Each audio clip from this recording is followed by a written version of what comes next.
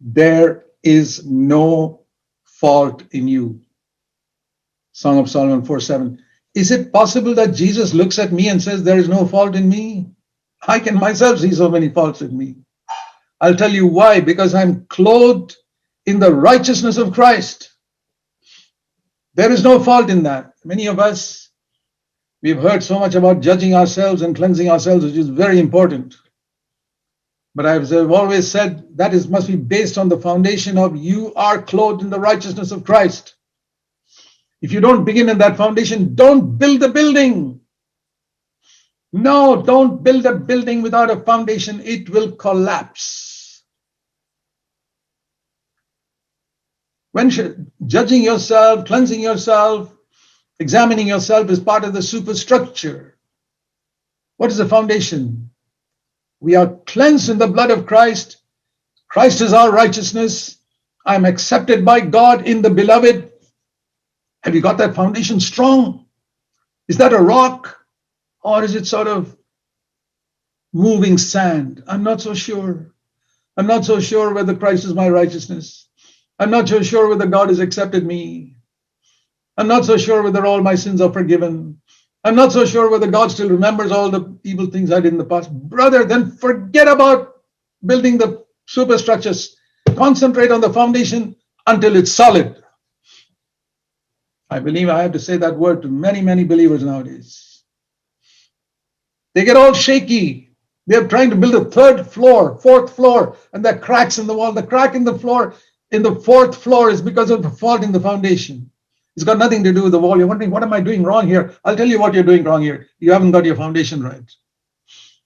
You don't accept Christ as your righteousness. You're always trying to be good enough to be accepted by the Lord. You'll never be good enough. I'll tell you that right now. I'm not good enough to come before the Lord. How do I come before the Lord today?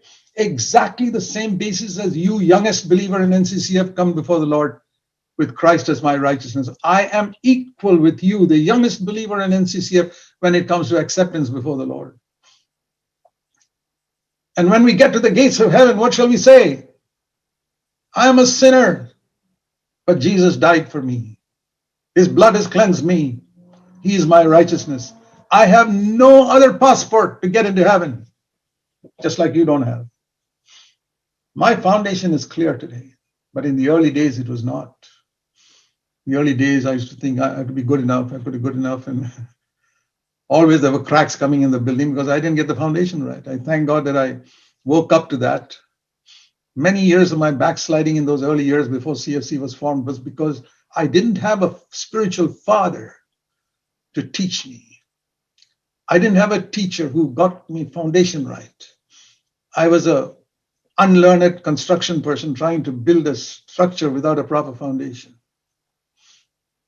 So anyway, you guys are not in that position. You've heard many times from me. You must lay your foundation. Christ is your righteousness. Your righteousness, when you were converted, was a filthy rag. 100 years from now, if you live, it'll still be a filthy rag. Don't ever try to build on any other foundation. Don't make that your foundation at the beginning and then build somewhere else. That's another thing I was doing. Yeah, I knew the theory. If you had asked me to answer a question paper, who is your righteousness? I would get the right answer, Christ. How are your sins forgiven? 1 John 1:7. If I confess my sins, 1 John 1:9, it should be forgiven. I knew all the answers. I got the correct answers, but I was building on somewhere else, not on that foundation. And I believe many people are doing that. Listen to the Lord.